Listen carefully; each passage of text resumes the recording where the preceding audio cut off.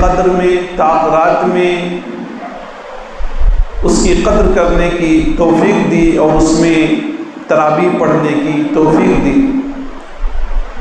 بعدہ کروڑوں درود و سلام نازل ہوں تمام انبیاء کرام پر، خصوصاً آمنہ کے لخت جگر عائشہ رضی اللہ عنہا کے شوہر، فاطمہ رضی اللہ عنہا کے پدر، ساقی حوض کوثر، شافع میدان محشر، رسول بشر حضرت محمد مصطفیٰ صلی اللہ علیہ وآلہ وسلم۔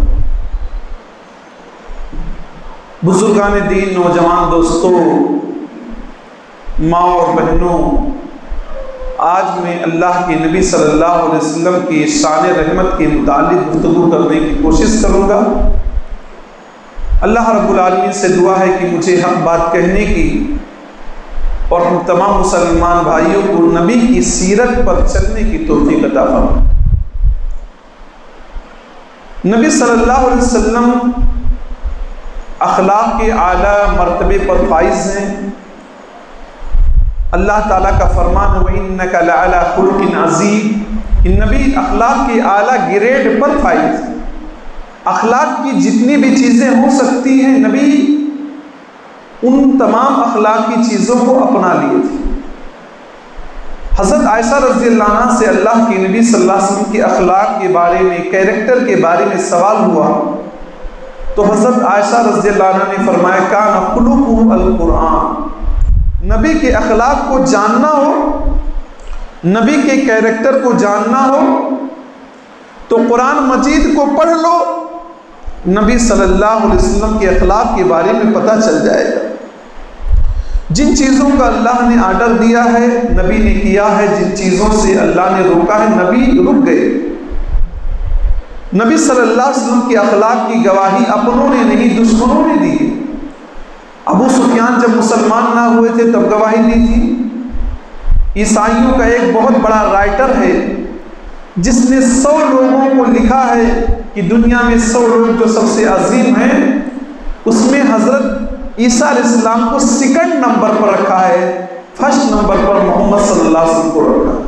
وہ مجبور ہو گیا کہ محمد صلی اللہ علیہ وسلم کو پہلا نمبر دینا ہی دینا پڑا اس کو۔ تو نبی صلی اللہ علیہ وسلم کے ہم ماننے والے ہیں۔ نبی صلی اللہ علیہ وسلم کے اخلاق کے کئی پہلو ہیں۔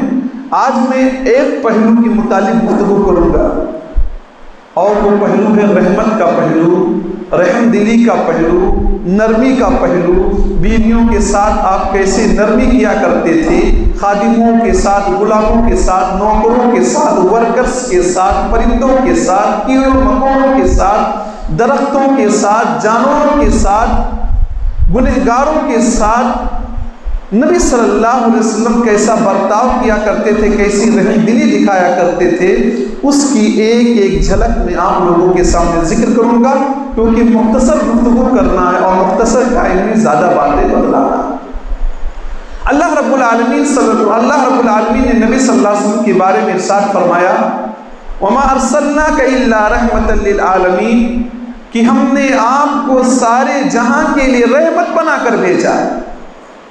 اللہ رب العالمین سارے جہاں کا رب ہے، لیکن اس نے آخری پیغمبر کو سارے جہاں کے لیے رحمت بنا کر بھیجا ہے، اور آپ صلی اللہ علیہ وسلم کا وجود پوری امت کے لیے رحمت تھا۔ آپ کی موجودگی میں قوم پر عذاب نہیں آ سکتا تھا، اور یہ وجہ ہے کہ اللہ کے نبی صلی اللہ علیہ وسلم فرماتے ہیں کہ انا رحمت مہدات، میں سراپا رحمت مجسم بن کر آیا ہوں۔ نبی صلی اللہ علیہ وسلم کی پوری لائف، پوری زندگی کا آپ مطالعہ کر لیں، آپ نبی صلی اللہ علیہ وسلم کی سیرت پڑھتے چلے جائیں تو نبی صلی اللہ علیہ وسلم نے رحم دلی کا، نرمی کا، محبت کا جو پیغام دیا ہے اور جو کر کے دکھایا ہے وہ کوئی دوسرا نہیں کر سکتا۔ اور یہ بات ہم اور آپ جانتے ہیں، دنیا میں کوئی آدمی ہو اگر آپ اس کے قریب جائیں گے تو اس کی برائیوں کے بارے میں جانتے جانتے آپ اسے نفرت کرنے لگیں گے، لیکن نبی صلی اللہ علیہ وسلم کے قریب جو بھی گیا وہ آپ پر فرشتہ ہو گیا، آپ کا شیدائی ہو گیا، آپ کی جان لینے والا، آپ کی جان کی حفاظت کرنے والا ہو گیا۔ ہمارے اور آپ کے بارے میں، اخلاق کے بارے میں اگر دوسروں کو پتہ چل جائے تو لوگ ہمارے اور آپ کے بارے میں الگ تصور قائم کریں گے، لیکن نبی صلی اللہ علیہ وسلم کے بارے میں جتنے لوگ جانتے گئے اتنے ہی نبی صلی اللہ علیہ وسلم کے قریبی ہوتے گئے، اور اس کی گواہی خود حضرت عائشہ رضی اللہ عنہا نے دی ہے۔ سنن نبی داؤد کی روایت ہے، حضرت عائشہ رضی اللہ عنہا فرماتی ہیں ما ضرب رسول اللہ صلی اللہ علیہ وسلم خادما ولا امرأة قط، نبی صلی اللہ علیہ وسلم نے اپنی زندگی میں کبھی کسی غلام کو نہیں مارا، کسی کام کرنے والے آدمی کو نہیں مارا، اور نبی صلی اللہ علیہ وسلم نے کسی بھی عورت پر کبھی بھی ہاتھ نہیں اٹھایا۔ کتنی عزت کیا کرتے تھے نبی عورتوں کی، کہ نبی صلی اللہ علیہ وسلم نے کسی بھی عورت پر کبھی بھی ہاتھ نہیں اٹھایا۔ ہم میں سے کتنے ایسے ہوں گے جو شوہر ہوں گے لیکن اپنی بیویوں کو مارتے ہوں گے، اپنی بیویوں کو ستاتے ہوں گے۔ ذرا یہ لوگ نبی کی حدیث کو سنیں، ان کی پیاری بیوی حضرت عائشہ فرماتی ہے کہ نبی صلی اللہ علیہ وسلم نے کبھی بھی کسی عورت پر ہاتھ نہیں اٹھایا۔ اس سے آپ اندازہ لگائیں کہ نبی صلی اللہ علیہ وسلم کس قدر رحیم تھے، کس قدر شفیق تھے، کس قدر مہربان تھے، کہ ان کی بیوی جو ان کے ساتھ رہی ہیں نبی کے اخلاق کے بارے میں گواہی دے رہے ہیں کہ نبی صلی اللہ علیہ وسلم نے کبھی بھی کسی عورت کو، کسی بھی خادم کے اوپر ہاتھ نہیں اٹھایا۔ حضرت انس رضی اللہ عنہ نے 10 سال نبی صلی اللہ علیہ وسلم کی خدمت کی ہے۔ حضرت انس بیان فرماتے ہیں خدمت النبی صلی اللہ علیہ وسلم فی المدینہ 10 سنین، میں نے مدینہ منورہ میں نبی صلی اللہ علیہ وسلم کی خدمت 10 سال کی ہے۔ میں چھوٹا بچہ تھا، بہت چھوٹے تھے، کہتے میں ہر وہ کام اس طرح نہیں کر پاتا جس طرح میرا آقا چاہتا تھا، یعنی میرے نبی چاہتے تھے۔ حضرت انس رضی اللہ عنہ نبی کی خدمت کے لیے موقوف تھے، نبی کی خدمت کے لیے ان کو دے دیا گیا تھا کہ نبی کی خدمت کرنا ہے آپ کو۔ کہتے میں چھوٹا بچہ تھا، ہر کام نبی کے منشا کے مطابق نہیں کر پاتا تھا، لیکن نبی صلی اللہ علیہ وسلم نے پوری لائف میں، پوری زندگی میں، پوری 10 سالہ زندگی میں کبھی یہ نہیں کہا کہ لما فعلتا، اس کام کو تم نے کیوں کیا، یا جس کام کو میں نے کر لیا اس کو یہ نہیں کہا اس کام کو تو نے کیوں کر لیا۔ آپ صلی اللہ علیہ وسلم نے مجھے کبھی اف تک نہیں کہا، کبھی بھی نہیں کہا۔ ایک لڑکا 10 سال نبی کی خدمت کرتا ہے اور گواہی دیتا ہے کہ نبی نے کبھی ڈانٹا نہیں، نبی نے کبھی یہ نہیں کہا تم نے یہ کیوں کیا یا تم نے یہ کام کیوں نہیں کیا۔ ہمارے بچے ہمارے گھروں میں رہتے ہیں، آپ کے بچے آپ کے گھروں میں رہتے ہیں، کتنی مائیں ان کو مار دیتی ہیں، کن کی مائیں ان کو ڈانٹتی ہیں، بھگا دیتی ہیں گھر سے۔ ذرا سوچیں کہ نبی صلی اللہ علیہ وسلم کی خدمت 10 سال کیا اور نبی کی منشا کے مطابق ظاہر سی بات ہے کمی کوتاہی رہ جاتی رہی ہوگی، لیکن نبی نے کبھی نہیں ڈانٹا، جس سے آپ سمجھ لیجئے کہ نبی صلی اللہ علیہ وسلم کس قدر رحیم تھے، کس قدر شفیق تھے۔ ایک مرتبہ کا وہ ذکر کرتے ہیں کہ اللہ کے نبی صلی اللہ علیہ وسلم نے مجھے کسی کام کے لیے بھیجا کہ جاؤ انس یہ کام کر لو، میں نے کہا یہ کام میں نہیں کروں گا۔ اب کوئی خدمت کے لیے لڑکا ہو وہ کہہ دے میں نہیں کروں گا، آپ مسجد کے متولی ہیں، آپ مسجد کے ذمہ دار ہیں، سیکریٹری ہیں، آپ کے یہاں کوئی کام کرنے والا ہو آپ کے سامنے کہہ دے کہ میں یہ کام نہیں کروں گا، تو آپ کہہ دو گے حساب کتاب کر لو، جاؤ یہاں سے، تمہاری یہاں ضرورت نہیں ہے۔ حضرت انس رضی اللہ عنہ نے کہا کہ میں یہ کام نہیں کروں گا، لیکن کہتے دل میں ارادہ تھا کہ کروں گا، زبان سے تو کہہ دیا کہ نہیں کروں گا، لیکن دل میں ارادہ تھا کہ میں یہ کام کروں گا کیونکہ میرے نبی نے کہا۔ کہتے میں چلا گیا، اور جب میں راستے میں پہنچا تو کچھ لڑکے کھیل رہے ہیں، یہ بھی لڑکے تھے، کھیلنا شروع کر دیا۔ کیسے آپ کسی لڑکے کو بھیجے دکان پر تو دکان پر گیا تو آنے کی بجائے وہیں پر بیٹھ جاتے ہیں لڑکے، ایسا بھی ہوتا ہے۔ تو حضرت انس رضی اللہ عنہ لڑکوں کے ساتھ کھیلنے لگے، کام نہیں کیا۔ نبی صلی اللہ علیہ وسلم کچھ دیر کے بعد گئے، دیکھا حضرت انس رضی اللہ عنہ کام کرنے کے بجائے کھیل کود میں بزی ہے، کھیل رہے ہیں۔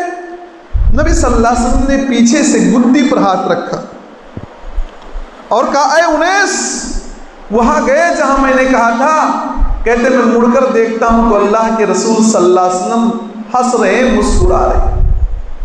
سنن نبی داؤد کی اس روایت سے اندازہ لگائیں کہ اللہ کے نبی نے کسی کام کے لیے بھیجا، کام میں دیری ہو گئی، لڑکا کھیل رہا ہے، کام کرنے کی بجائے کھیل رہا ہے، نبی صلی اللہ علیہ وسلم ڈانٹنے مارنے کے بجائے مسکرا رہے ہیں اور کہہ رہے ہیں کہ جاؤ کام کر کے چلے آؤ۔ کتنا صبر تھا نبی کے اندر، کتنی رحم دلی تھی نبی صلی اللہ علیہ وسلم کے اندر، کتنی شفقت تھی نبی صلی اللہ علیہ وسلم کے اندر۔ یہ بات ہمیں سوچنا چاہیے کہ کتنے بڑے صابر، کتنے بڑے رحیم تھے نبی صلی اللہ علیہ وسلم۔ اسی طرح سے نبی صلی اللہ علیہ وسلم کا سلوک غلاموں کے ساتھ بہت اچھا تھا۔ غلام پہلے زمانے میں غلاموں کو خریدا اور بیچا جاتا تھا، جیسے آپ سامان خریدتے بیچتے ہیں، گاڑی گھوڑا خریدتے بیچتے استعمال کرتے ہیں، ایسے غلاموں کو بھی خریدا اور بیچا جاتا تھا۔ لیکن نبی صلی اللہ علیہ وسلم غلاموں پر بڑے رحیم تھے۔ حضرت معروف بیان کرتے ہیں کہ میری ملاقات ابو ذر غفاری رضی اللہ عنہ سے مقام ربضہ میں ہوئی۔ میں نے دیکھا کہ ان کے اوپر ایک جوڑا کپڑا ہے، بڑا اچھا کپڑا ہے۔ میں نے دیکھا کہ ان کے غلام کے اوپر بھی وہی کپڑا ہے۔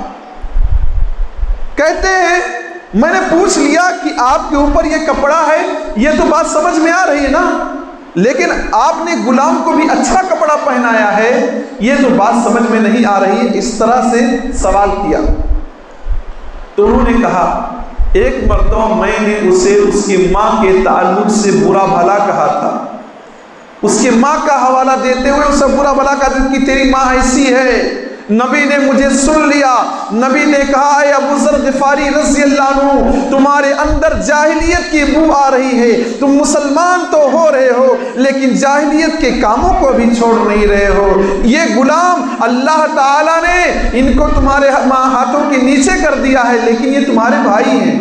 فرق صرف یہ اتنا ہے کہ آج تم ان کے مالک ہو، یہ تمہارے نوکر ہیں، ورنہ ہے یہ انسان۔ لہٰذا تم میں سے ہر آدمی جو کھائے وہ کھلائے، جو پہنے وہ پہنائے، اور ان کے اوپر کام کا ان کی طاقت سے زیادہ لوڈ نہ ڈالے، کیپیسٹی سے زیادہ ان سے کام نہ لے۔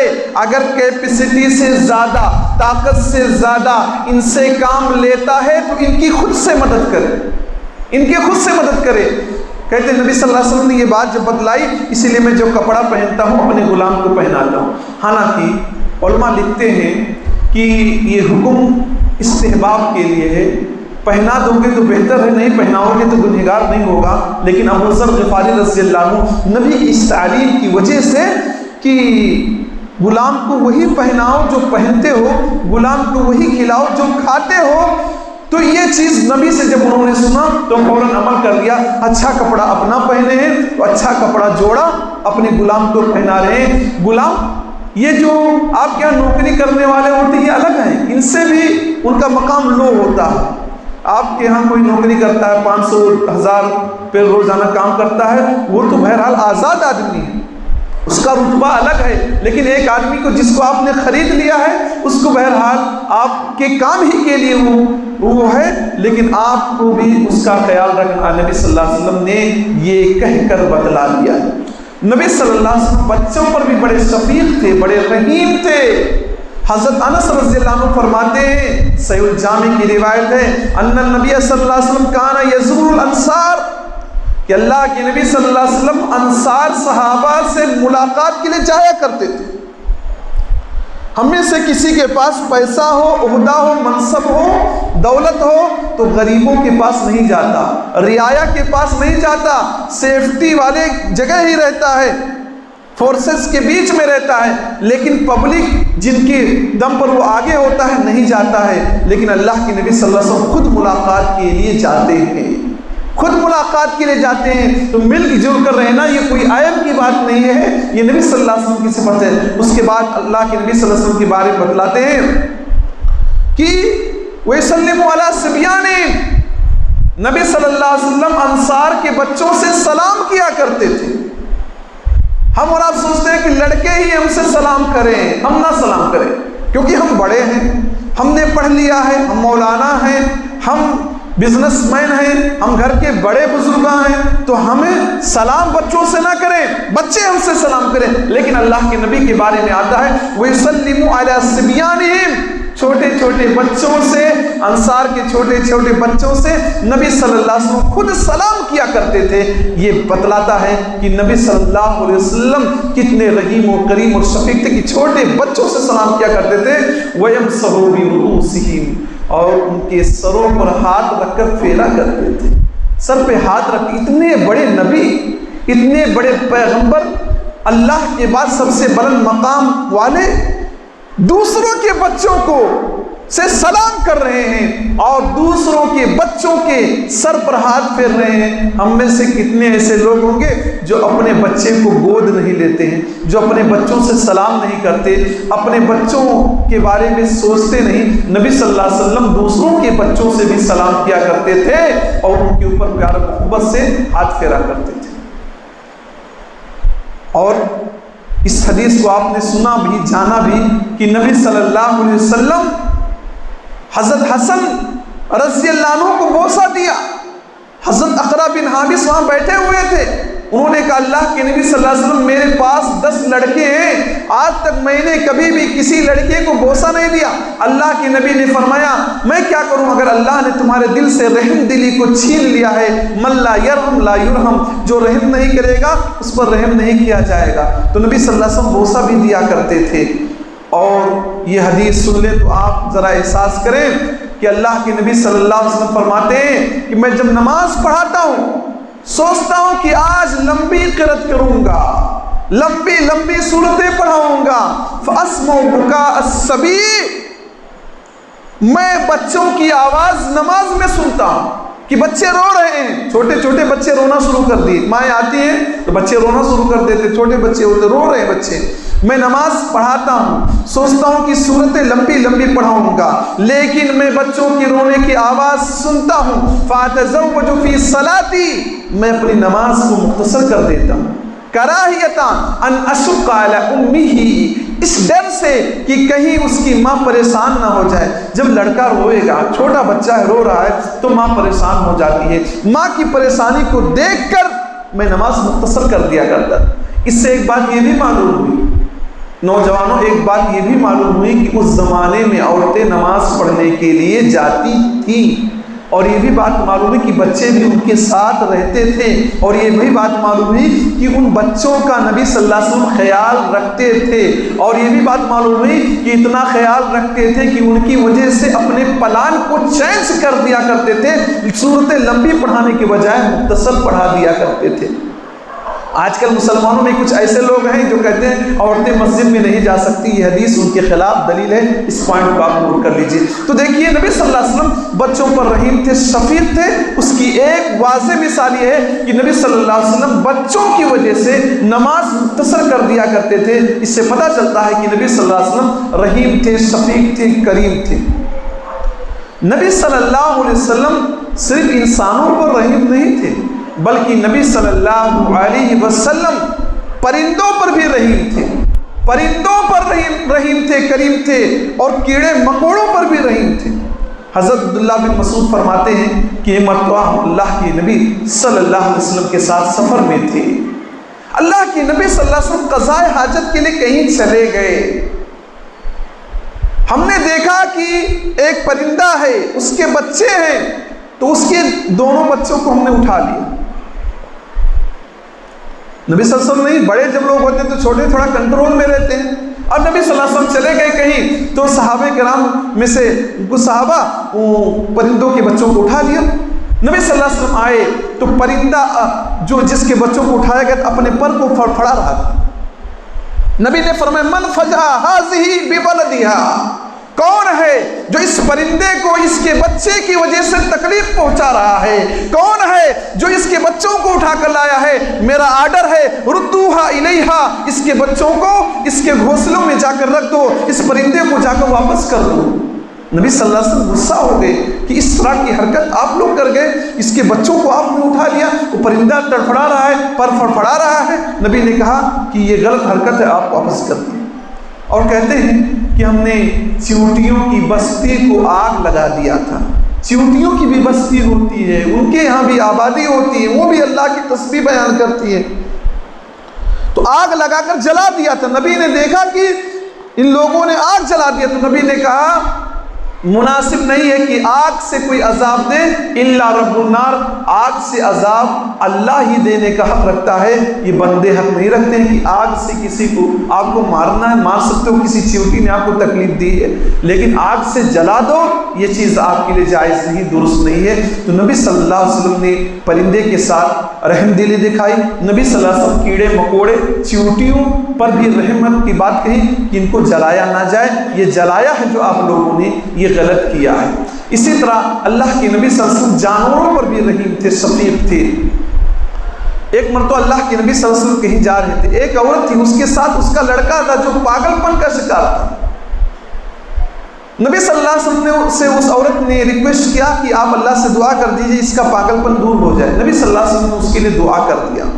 نبی صلی اللہ علیہ وسلم نے اس کے دعا کرنے کے بعد آگے گئے، دیکھا ایک اونٹ ہے جو اپنے گردن کو جھکائے ہوئے نبی سے شکایت کر رہا ہے، نبی سے یہ شکایت کر رہا ہے کہ یہ میرا مالک ہے، میرے مالک نے مجھے پال پوس کر بڑا کیا، میں اس کے یہاں کام کیا، مجھ سے اس نے کام لیا، لیکن جب میں بوڑھا ہو گیا ہوں تو مجھے نہر کرنا چاہتا ہے، مجھے ذبح کرنا چاہتا ہے۔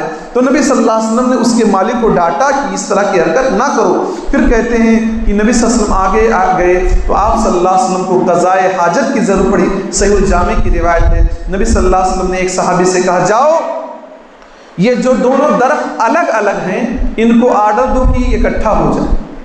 کہتے میں نے گیا اور دونوں اکٹھا ہو۔ نبی صلی اللہ علیہ وسلم نے اپنی ضرورت پوری کیا، اور ضرورت پوری کرنے کے بعد نبی صلی اللہ علیہ وسلم نے کہا جاؤ ان درختوں سے کہہ دو کہ یہ الگ الگ ہو جائیں۔ چنانچہ وہ دونوں درخت الگ الگ ہو کر گئے۔ پھر اللہ کے نبی صلی اللہ علیہ وسلم پلٹ کر گئے تو جو لڑکا پاگل پنی کا شکار تھا، جس کے پاس دماغ نہیں تھا، وہ 6 میڈھے چرا رہا تھا، بکرے جو ہوتے ہیں 6 جانوروں کو چرا رہا تھا، اس کا دماغ صحیح ہو گیا، ٹھیک ہو گیا۔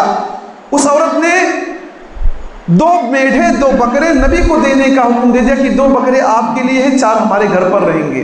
نبی صلی اللہ علیہ وسلم نے فرمایا کہ میرے نبی ہونے کے بارے میں پوری دنیا جانتی، شجر حجر بھی جانتے۔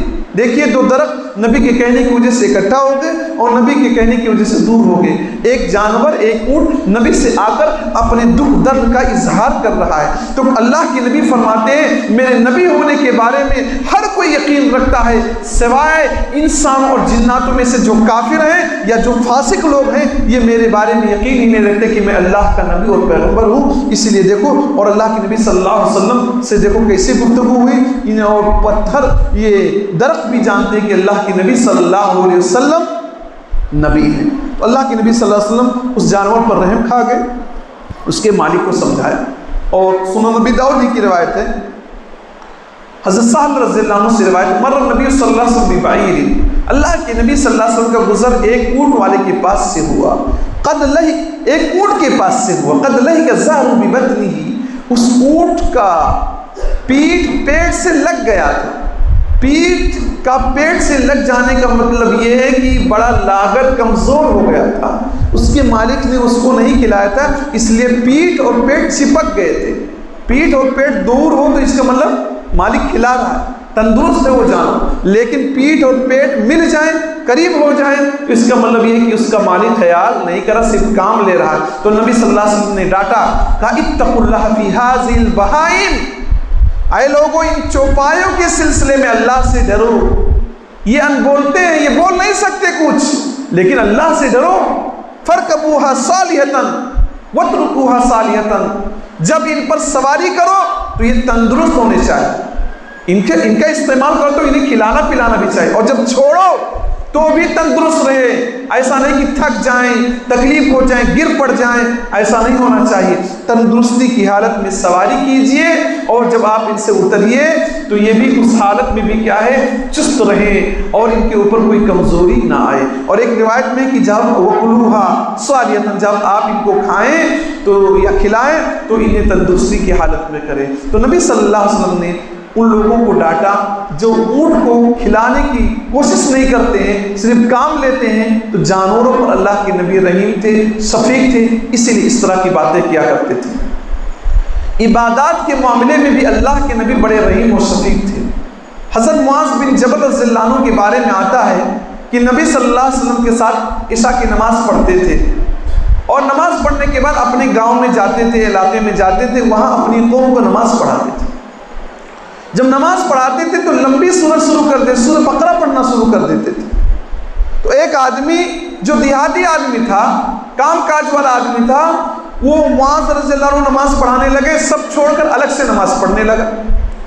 معاذ رضی اللہ عنہ کو پتہ چلا کہ یہ آدمی جماعت سے ہٹ کر اپنی طرف سے نماز پڑھ رہا ہے، تو اس کے بارے میں کہا کہ تو منافق ہو گیا ہے، تجھے نفاق لگ گئی ہے، تو نفاق کا شکار ہو گیا ہے، میرے پیچھے نماز نہیں پڑھ رہا ہے، جماعت کے ساتھ نماز نہیں پڑھتا، تو منافق ہے۔ وہ آدمی اللہ کے نبی صلی اللہ علیہ وسلم کے پاس گیا، کہا اللہ کے نبی صلی اللہ علیہ وسلم، میں گاؤں کھیڑے کا دیہات کا آدمی ہوں، محنت مزدوری دن بھر کرتا ہوں، جانوروں کو پانی بھی پلاتا ہوں، تھک جاتا ہوں، اور معاذ رضی اللہ عنہ آتے ہیں، لمبی لمبی صورتیں پڑھاتے ہیں، اتنا پڑھنے کی ہم طاقت نہیں رکھتے، اور ہم کو کہتے منافق ہو گئے۔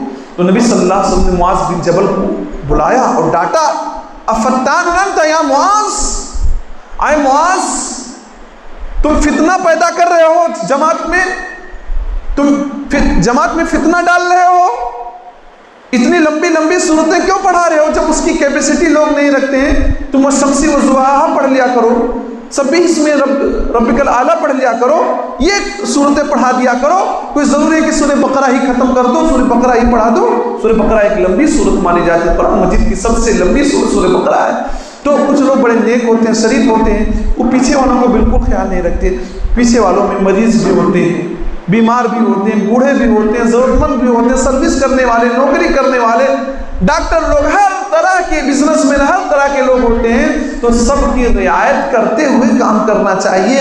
آدمی صرف اپنا متقی پرہیزگار بن جائے، صرف اپنا نہیں خیال کرنا چاہیے۔ اللہ کے نبی صلی اللہ علیہ وسلم نے گویا کی عبادات کے معاملے میں نرمی اپنانے کا حکم دیا، اور حضرت معاذ رضی اللہ عنہ کی سختی پر انہیں کہا کہ تمہیں نرمی کرنا ہے، سختی نہیں کرنا، بڑی بڑی صورتیں مت پڑھاؤ، چھوٹی چھوٹی صورتیں پڑھاؤ۔ گاؤں دیہات کے لوگ ہیں، دن بھر کام کاج کرتے ہیں، انہیں آرام بھی تو چاہیے۔ نبی صلی اللہ علیہ وسلم گنہگار توبہ کرنے والے کے لیے بھی رحیم تھے۔ ایک مرتبہ ایک آدمی اللہ کے نبی صلی اللہ علیہ وسلم کے پاس آتا ہے اور کہتا ہے اللہ کے نبی صلی اللہ علیہ وسلم میں ہلاک ہو گیا، برباد ہو گیا، وقعت علی امراتی، رمضان کے مہینے میں دن میں اپنی بیوی سے ہم بستری کر لی۔ آپ جانتے ہیں کہ رمضان میں روزہ رکھنے کے لیے ایک شرط یہ ہے کہ صبح سے لے کر شام تک بیوی سے دور رہنا ہے، ہم بستری نہیں کرنا ہے، رات میں اجازت ہے لیکن دن میں اجازت نہیں۔ لیکن وہ صحابی، ان سے غلطی ہو گئی، دن میں اپنی بیوی سے اپنی خواہش پورا کر لی، اپنی ہی بیوی سے، لیکن روزے کی حالت میں یہ بہت بڑا جرم اور پاپ ہے اور گناہ۔ اللہ کے نبی صلی اللہ علیہ وسلم نے فرمایا کیا تم ایک غلام آزاد کرنے کی طاقت رکھتے ہو؟ آزاد کرو۔ کہا اللہ کے نبی میرے پاس اس کی طاقت کیا ہے؟ نہیں۔ اللہ کے نبی نے کہا لگاتار 2 مہینے روزہ رکھو۔ کہا اللہ کے نبی 2 مہینہ روزہ مجھے رکھنے کی طاقت نہیں۔ یہاں 1 مہینہ بھی لوگ، کتنے لوگ اس میں روزہ چھوڑ دیتے بیماری کا بہانہ کر کے، جو ہلکا پھلکا شوگر ہے رکھ سکتے ہیں، لیکن شوگر ہے، ڈاکٹر نے تھوڑا کیا کہا، اس سے زیادہ اپنے ہی آپ کو بیمار کر لیا، آدمی روزہ رکھنا چھوڑ دیتا ہے، یہ ماحول ہے۔ تو کہا کہ اللہ کے نبی صلی اللہ علیہ وسلم میں 2 مہینے روزہ کنٹینیو لگاتار نہیں رکھ سکتے، اس کی طاقت نہیں رکھتا ہوں۔ اللہ کے نبی صلی اللہ علیہ وسلم نے کہا 60 مسکین کو کھانا کھلاؤ، 60 غریب کو کھانا کھلاؤ۔ ایک روزہ اس طرح سے تم نے کیا تو 60 غریب لوگوں کو کھانا کھلانا پڑے گا تمہیں۔ کہا اللہ کے نبی صلی اللہ علیہ وسلم میں غریب آدمی کو کہاں کھلا سکتا ہوں؟ اللہ کے نبی صلی اللہ علیہ وسلم خاموش رہے۔ کچھ دیر اللہ کے نبی کے پاس، کچھ دیر کے بعد کھجور کا ایک بڑا ٹوکرا آیا۔ نبی صلی اللہ علیہ وسلم نے اس آدمی کو دیا کہ یہ کھجور کا ٹوکرا یہ غریبوں میں بانٹ دو، 60 مسکین کو کھلا رہا ہے، تو کھجور وہاں کی عام خوراک بھی تھی، کہا بانٹ دیجیے۔ اس آدمی نے کہا اللہ کے نبی صلی اللہ علیہ وسلم یہ جو 2 پتھریلی زمین ہے وہاں سے لے کر یہاں تک مجھ سے زیادہ فقیر غریب کوئی ہے ہی نہیں، میں کس کو دوں؟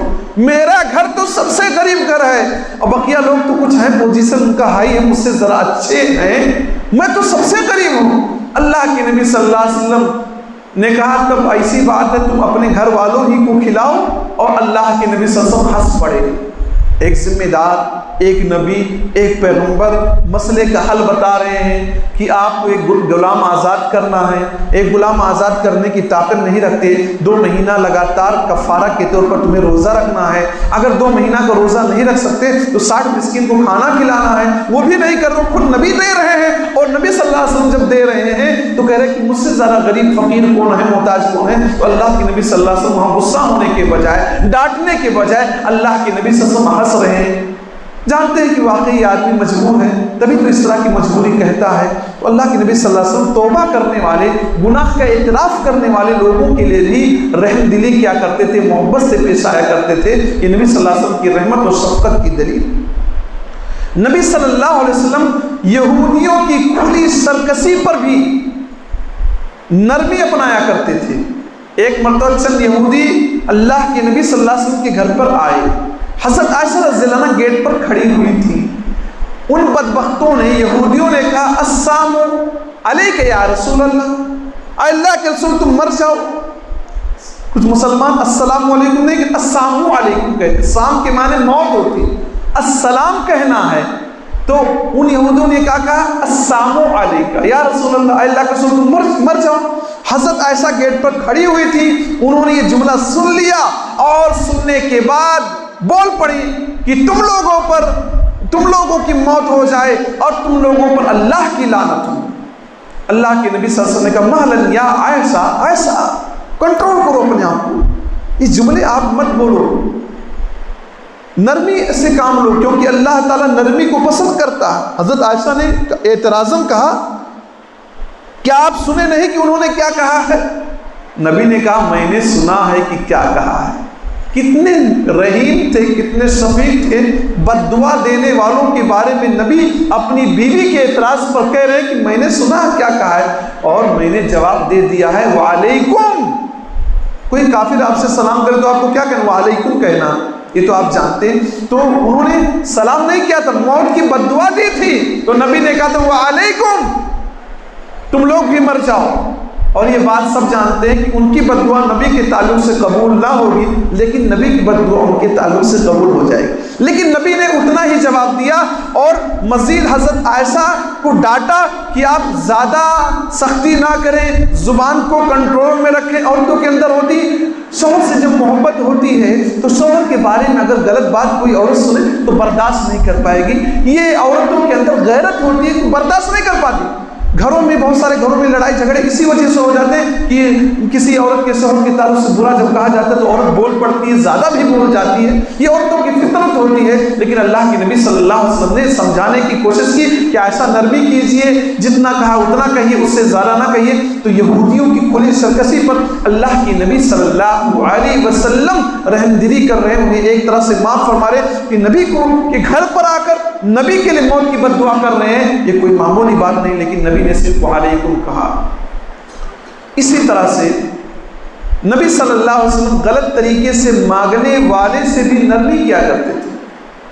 حضرت انس فرماتے ہیں کہ ایک مرتبہ ہم اللہ کے نبی کے ساتھ چل رہے تھے، اللہ کے نبی صلی اللہ علیہ وسلم کے پاس ایک نجرانی چادر تھی، نجران کی بنی ہوئی چادر تھی، اس کے ہاتھ یہ تھوڑا موٹے تھے، چادر پہن رکھا تھا نبی صلی اللہ علیہ وسلم نے۔ ایک دیہات کا آدمی آئے، وہ نبی کے مقام مرتبے کو نہیں جانتا، نبی سے کیسے گفتگو کرنا دیہاتی لوگ کیا جانے، شہری لوگ بات کرنے میں ذرا ٹھیک ہوتے، دیہاتی لوگوں کے ہاں بات کرنے کا طریقہ نہیں ہوتا۔ وہ دیہاتی آدمی آیا اور نبی صلی اللہ علیہ وسلم کی چادر پکڑ کر زور سے کھینچ لیا۔ صحابی فرماتے ہیں کہ میں نے دیکھا کہ نبی کی گردن پر چادر کے گھسنے کی وجہ سے نشان پڑ گئے، اتنا زور سے کھینچا۔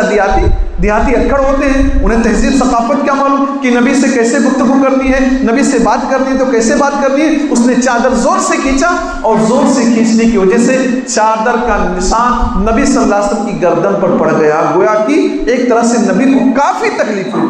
اس نے کہا اے محمد، تمہارے پاس جو مال ہے نا، میرے لیے بھی دینے کا آرڈر دے دیجیے، مجھے بھی دیجیے اس میں سے۔ ایک طرف ذرا سوچے، مانگنے کے لیے آیا ہے، سوال کرنا چاہتا ہے، نبی سے مال مانگنا چاہتا ہے، اور نبی سے بدسلوکی کر بیٹھا، دیہاتی ہے، نبی کا ادب کیسے کرنا ہے، نبی سے گفتگو کیسے کرنا ہے نہ جان سکا، چادر کو کھینچ لیا، نبی کی گردن پر چوٹ آ گئی اور کہہ رہا کہ نبی جو تمہارے پاس مال ہے اس میں سے میرے لیے آرڈر کیجئے، مجھے بھی دیجئے۔ نبی صلی اللہ علیہ وسلم نے کہا کہ اس کو اس میں سے دے دیجئے۔ نبی کو دیکھا گیا کہ ہنس رہے ہیں، مسکرا رہے۔ ہے کوئی انسان آپ سے آپ کی دکان پر 10 روپیہ مانگنے کے لیے آئے اور آپ سے بدتمیزی کرے کہ ہم اور آپ 10 روپیہ دینے کو تیار ہوں گے؟ 10 روپیہ دینا کیا، جوتے سے مار کر بھگائیں گے، کیونکہ ہم اور آپ کنٹرول نہیں کر پاتے۔ نبی کی امتی ہونے کا دعویٰ تو کرتے ہیں لیکن رحمت، شفقت، محبت ہمارے یہاں نہیں ہے۔ نبی صلی اللہ علیہ وسلم کتنے بڑے صابر تھے کہ نبی کو تکلیف بھی پہنچی اور نبی سے وہ مال بھی مانگ رہا ہے، اور نبی صلی اللہ علیہ وسلم راشن کارڈ سے نام کاٹنے کے بجائے سمجھ لیجئے اس کو عطا کر رہے ہیں، غصہ نہیں کر رہے ہیں اور ہنس رہے ہیں، مسکرا رہے ہیں۔ یہ دیکھ لیجئے کتنی بڑی بات ہے۔ آدمی تھوڑی سی بات میں ناراض ہوتا ہے تو آج کل راشن کارڈ سے نام ہی کٹوا دیتا ہے کہ یہ ہمارے اس کا نہیں ہے، ہمارے مزاج سے نہیں ملا، اس کو جانے دو۔ تو ذرا سوچئے اللہ کے نبی صلی اللہ علیہ وسلم کس قدر رحیم تھے کہ غلط طریقے سے مانگنے والے کے لیے نبی صلی اللہ علیہ وسلم نے بات کہی۔ اسی طرح اللہ کی نبی صلی اللہ علیہ وسلم اپنے اوپر ناجائز تہمت لگانے والوں پر بھی رحیم و شفیق تھے۔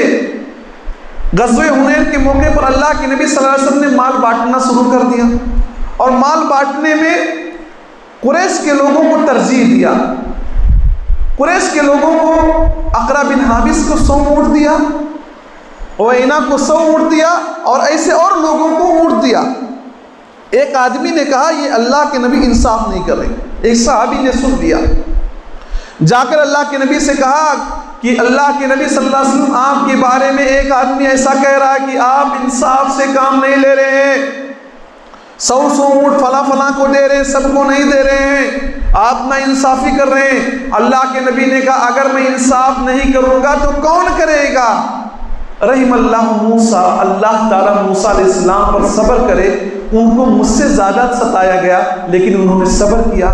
یہ میرے لیے کون سی بڑی بات ہے؟ کہنے والے ایسے کہتے رہتے ہیں، غلط کامنٹس کرتے رہتے ہیں، ٹپڑی کرتے رہتے ہیں، ستانے کی باتیں بولتے رہتے ہیں۔ یہ تو ہوتا رہتا ہے ہر حقوں کے ساتھ، ہر کام کرنے والے کے ساتھ۔ لوگ پیچھے سے اس کے خلاف سازشیں کرتے ہیں، اس کے خلاف لوگوں کو بھڑکاتے ہیں، اس کے خلاف لوگوں کو سمجھاتے ہیں۔ یہ ہر زمانے کا ریت رواج رہا ہے۔ نبی نے کہا اللہ تعالیٰ موسیٰ علیہ السلام پر رحم فرمائے، ان کو مجھ سے زیادہ تکلیفیں پہنچائے گی، انہوں نے صبر کر لیا، میں بھی صبر کرتا ہوں۔ اللہ کے نبی صلی اللہ علیہ وسلم نے اسے کچھ نہیں کہا۔ ہم اور آپ کے بارے میں ایک جملہ کو یہ کہہ دے اگر ہم سن لیں نا، اس کے گھر پر چڑھ کر دوڑ کر مار کر آئیں گے کہ تو کون ہے میرے بارے میں بات کرنے والا، تو کیوں ہے میرے بارے میں غلط نظریہ رکھنے والا، میں اپنے مالک ہوں، تو اپنا مالک، میرے بارے میں تو کیوں بولتا ہے؟ لیکن اللہ کے نبی صلی اللہ علیہ وسلم نے صبر کا مظاہرہ کیا اور بالکل کچھ نہیں کہا۔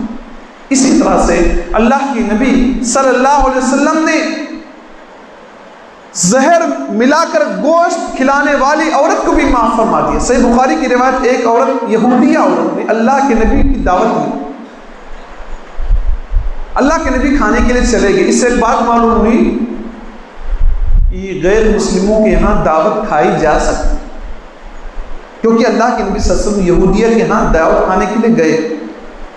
اس نے گوشت میں زہر ملا دیا تھا، اور اس گوشت کے کھانے کی وجہ سے ایک صحابی کا انتقال ہو گیا۔ نبی نے کھایا تھا اور نبی صلی اللہ علیہ وسلم کی زندگی بھر اس کا اثر تھا، لیکن نبی صلی اللہ علیہ وسلم نے اس عورت سے بدلہ نہیں لیا اپنے لیے۔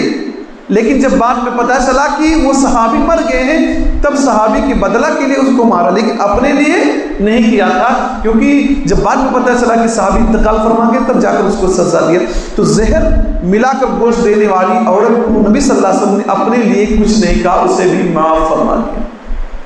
کتنے ایسے لوگ آتے تھے جو نبی صلی اللہ علیہ وسلم کے مرڈر کرنے کا ارادہ رکھتے تھے، لیکن نبی صلی اللہ علیہ وسلم انہیں چھوڑ دیا کرتے تھے۔ حضرت جابر بن عبداللہ بیان فرماتے، ایک مرتبہ غزوۃ ذات الرقاع سے ہم ریٹرن ہو رہے تھے، واپس ہو رہے تھے، ببول کے درخت کے پاس ہم پہنچتے ہیں تو ہم آرام کرنے لگتے ہیں۔ نبی صلی اللہ علیہ وسلم بھی ایک جھاڑ کے نیچے، ایک درخت کے نیچے، ببول کے درخت کے نیچے آرام کرنے لگتے ہیں۔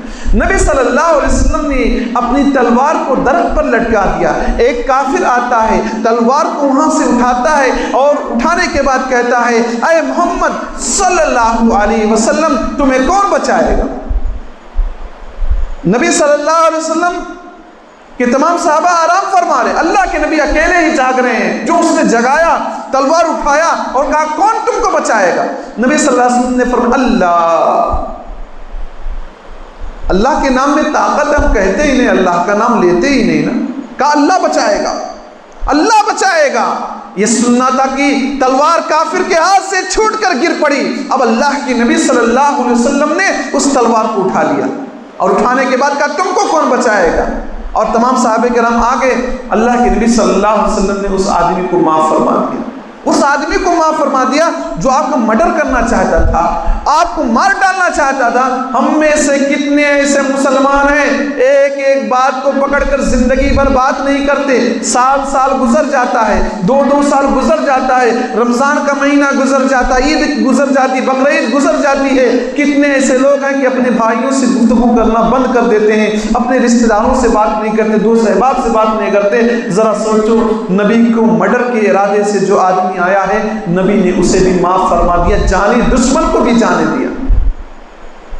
آپ نے طائف کا واقعہ سنا ہوگا کہ اللہ کے نبی صلی اللہ علیہ وسلم اس غرض سے وہاں گئے تھے کہ وہ لوگ مالدار لوگ ہیں, مالدار لوگ جب مسلمان ہو جائیں گے تو پبلک پر اچھا اثر پڑے گا. نبی صلی اللہ علیہ وسلم گئے, دین کی دعوت دیا ان لوگوں کو. ان لوگوں نے ماننے سے انکار کر دیا, اور انکار کرنا ہی کافی نہ سمجھا. اوباسوں کو, بدماشوں کو, جو نوجوان لڑکے ہوتے, شرارتی لڑکوں, ان کو نبی صلی اللہ علیہ وسلم کے پیچھے لگا دیا. نوجوانوں نے, اوباسوں, بدماشوں نے نبی صلی اللہ علیہ وسلم کو پتھروں سے مارا, اتنا مارا کہ خون کا فوارہ گر گر کر نبی کے جوتے میں جم گیا اور نبی صلی اللہ علیہ وسلم بے ہوش, نبی صلی اللہ علیہ وسلم بے ہوش ہو کر گر پڑے. کچھ دیر میں فرشتہ آتا ہے, کہتا ہے محمد صلی اللہ علیہ وسلم, طائف والوں نے آپ کے ساتھ جو سلوک کیا ہے, اگر آپ آرڈر دیں یہ طائف بستی والوں کو 2 پہاڑوں کے بیچ میں پیس کر رکھ دیا جائے, ان کو مار ڈالا جائے, اگر آپ آرڈر دیں تو ان کو ختم کر دیا جائے. اللہ کے نبی صلی اللہ علیہ وسلم نے کہا اللہ مادی قومی فإنهم لا يعلمون, اے اللہ میری قوم کو ہدایت دی, یہ نہیں جانتی. اللہ تعالیٰ نے معاف فرما دیا. چاہتے تو فرشتہ اتر گیا, فرشتہ اتر گیا تھا, طائف والوں کو کے وجود کو مٹا دیتا, ختم کر دیتا. لیکن کتنے بڑے صابر تھے اللہ کے نبی صلی اللہ علیہ وسلم کی فوج معاف فرما دیا اور کچھ نہیں کہا. اور آج پورا کا پورا طائف مسلمان ہے. اللہ کے نبی نے جو دعا کی کہ نبی صلی اللہ علیہ وسلم کو جو مارا تھا یہ دیکھیے, لیکن اللہ کے نبی نے ان کے ساتھ کیسا سلوک کیا, اس پر غور کیجیے. مکہ جب فتح نبی صلی اللہ علیہ وسلم نے کیا, تاریخ گواہ ہے جن لوگوں نے نبی کے گھر کا گھیراؤ کیا, کتنے ایسے لوگ تھے جو نبی صلی اللہ علیہ وسلم کے صحابہ کو جینا مشکل کر دیا تھا. خبیب بن عدی کو سولی پر لٹکایا تھا, حضرت سمیہ کو مار کر نیزے سے مار ڈالا تھا, بلال کے اوپر پتھر رکھا کرتے تھے. الغرض مسلمانوں کو ٹارچر کیا کرتے تھے, پریشان کیا کرتے تھے. لیکن مسلمان مکہ نبی صلی اللہ علیہ وسلم کے حکم پر اجازت پر مدینہ چلے گئے, اور نبی صلی اللہ علیہ وسلم کو اللہ تعالیٰ نے سن 8 ہجری میں جب مکہ فتح نصیب فرمایا تو مکہ کے لوگ ڈرے ہوئے تھے, سہمے ہوئے تھے. کیوں ڈر رہے تھے؟ وہ جانتے تھے, بادشاہوں کی تاریخ تھی کہ جب بھی کسی ملک کو فتح کرتے تھے مرڈر کرتے تھے, سب کو مار ڈالتے تھے, بادشاہ جتنے بھی ایسے ہوتے تھے. لیکن اللہ کے نبی صلی اللہ علیہ وسلم جب مکہ فتح کیے, لوگ ڈرے ہوئے, سہمے ہوئے ہیں, اور اللہ کے نبی صلی اللہ علیہ وسلم نے کہا لا تثریب علیکم اليوم اذهبوا فانتم الطلقاء. آج میں وہی جملہ کہوں گا, وہی سینٹنس کہوں گا جو حضرت یوسف علیہ السلام نے اپنے بھائیوں کے لیے کہا تھا, جاؤ میں تم سب کو معاف فرماتا ہوں. ہے کوئی ایک ایسا انسان جس کو اس کے گھر سے نکالا جائے, جس کے اوپر جان دینے والے صحابہ کو مار ڈالا جائے, ان کو ان کے گھروں سے ہی نکال دیا جائے, ان کی پراپرٹی زمین جائیداد پر قبضہ کر لیا جائے, اور بعد میں وہ ہار بھی جائیں جنگ اور یہ لوگ جنگ جیت جائیں، تو کیا کوئی ایسا آدمی دنیا میں گزرا ہے، کیا کوئی ایسا بادشاہ گزرا ہے، کیا ایسا کوئی کنگ اور راجہ گزرا ہے جس نے لوگوں کو چھوڑا ہو؟ کسی نے نہیں چھوڑا ہے، لیکن محمد مصطفیٰ صلی اللہ علیہ وسلم نے چھوڑا ہے۔ ظالم سے لیا ظلم کا بدلہ نہ کسی وقت، ظالم سے لیا ظلم کا بدلہ نہ کسی وقت، مارا بھی تو اخلاق کی تلوار سے مارا۔ اللہ کے نبی صلی اللہ علیہ وسلم کو یہ جب منظر لوگوں نے دیکھا تو فوج در فوج لوگ مسلمان ہونا شروع ہوئے۔ اس کا نقشہ سورہ نصر کی آیتوں میں موجود ہے، اذا جاء نصر اللہ والفتح، جب اللہ کی مدد آ گئی، مکہ فتح ہو گیا، ورأیت الناس يدخلون فی دین اللہ افواجا، لوگوں کو آپ دیکھ رہے ہیں کہ جوک در جوک پورا پورا علاقہ، پورا پورا گاؤں، پورا پورا قصبہ مسلمان ہو رہا ہے۔ اور مکہ میں چند گنے مسلمان تھے، غزوہ بدر میں تو 313 ہی تھے، اور شروع میں کم ہی مسلمان تھے، لیکن نبی صلی اللہ علیہ وسلم کے انتقال کے وقت لاکھوں کا مجمع تھا۔ جب آپ نے حجۃ الوداع کے موقع پر تمام صحابہ کرام کو خطاب کیا تھا، لاکھ سے زیادہ ان کی تعداد بڑھ گئی تھی۔ کیوں؟ آپ کے اخلاق، آپ کے ویوہار، آپ کے سلوک، اور نبی صلی اللہ علیہ وسلم کے بارے میں یہی آتا ہے کہ اللہ کے نبی صلی اللہ علیہ وسلم کو جب دو چیزوں کا اختیار دیا جاتا تو جو آسان چیز ہوتی تھی اس کو چوائس کرتے تھے، جب تک وہ چیز گناہ نہیں ہوتی تھی، لیکن اگر وہ گناہ ہوتی تھی سب سے دور بھاگتے تھے۔ من تقما رسول اللہ صلی اللہ علیہ وسلم لنفسہ، نبی نے کبھی بھی پوری زندگی میں اپنے لیے بدلہ نہیں لیا، لیکن اللہ کی حرمتوں کو جہاں پامال کیا جاتا تو اللہ کے رسول سے بدلہ لیتے تھے۔ جس سے کوئی زنا کرتا تھا تو اس کو سزا دیتے تھے، وہ الگ مسئلہ، لیکن اپنی ذات کے لیے کبھی بدلہ نہیں لیا۔ تو ضرورت اس بات کی ہے کہ ہم اپنے اندر بھی نبی کے اخلاق کو اپنائیں، نبی کی اسوہ کو اپنائیں۔ رحم دلی، نرمی، محبت، شفقت یہ ایک عمدہ صفت ہے جو لوگوں کے دلوں کو جیت لیتی ہے۔ نرمی محبت سے وہ کام ہو جاتا ہے جو سختی سے کبھی کام نہیں ہوتا۔ ان اللہ یؤتی علی الرفق ما لا یؤتی علی العنف، نرمی سے اللہ وہ چیزیں عطا فرما دیتا ہے جو سختی سے نہیں ملتی ہیں۔ تو ہمیں اور آپ کو چاہیے کہ اپنے اندر نرمی پیدا کریں، محبت پیدا کریں، رحمت پیدا کریں، شفقت پیدا کریں، اور نبی صلی اللہ علیہ وسلم کی سیرت کو اپنانے کی کوشش کریں۔ اللہ رب العالمین سے دعا ہے کہ الہ تو تمام مسلمانوں کو نبی صلی اللہ علیہ وسلم کی سیرت کو، اسوہ کو اپنانے کی توفیق دے۔ الہ تو تمام مسلمان بھائیوں کو دیندار بنا، صوم و صلات کا پابند بنا۔ الہ جو ہم نے رمضان مبارک میں روزے رکھے ہیں ان کو قبول فرما دے۔ الہ جو ہم نے اس میں عبادتیں کی ہیں، فرائض کے علاوہ جو ہم نے نوافل کا اہتمام کیا ہے، تہجد کا اہتمام کیا ہے، اور جو دیگر عبادتیں ہم نے کی، الہ ان کو تو قبول فرما لے۔ الہ ہم گنہگار بندے ہیں، خطا کار بندے ہیں۔ الہ یہ تاخرات ہے، یہ شب قدر ہے، الہ تیرے غفور ہونے کا واسطہ، تیرے غفار ہونے کا واسطہ، تیرے ستار ہونے کا واسطہ، الہ تو ہمارے گناہوں کو معاف فرما دے۔ الہ تو ہم تمام مسلمان بھائیوں کے گناہوں پر پردہ ڈال دے۔ الہ ہم میں سے کسی سے اگر کوئی کمی کوتاہی ہوئی ہے، الہ ہماری کمیوں پر کوتاہیوں پر نہ جا۔ الہ تو ہمارا اللہ ہے، ہم تجھ سے اگر نہیں مانگے تو کس سے مانگیں گے؟ الہ تو ہم گنہگاروں پر نہ جا، تو ہمارے گناہوں پر نہ جا۔ الہ تو اپنے مغفرت ہمیں نصیب فرما، اپنی رحمت ہمیں نصیب فرما۔ الہ لیلۃ القدر کی ہمیں صحیح طریقے سے قدر کرنے کی توفیق دے۔ الہ جو ہم تمام مسلمان بھائیوں نے صدقہ کیا، زکوٰۃ دیا، خیرات کیا ہے، غریبوں کی مدد کیا ہے، بیواؤں کے کام آئے ہیں، سحری کرایا ہے، افطاری کرایا ہے، چھوٹی موٹی جو ہم نے عبادتیں کی، الہ تمام عبادتوں کو قبول فرما لے۔ الہ جب تک ہم کو اس دنیا میں زندہ رکھ، اسلام پر زندہ رکھ، اور جب ہمارا خاتمہ کر ایمان پر کر۔ آمین۔ وآخر دعوانا الحمد للہ رب العالمین۔ السلام علیکم ورحمۃ اللہ وبرکاتہ۔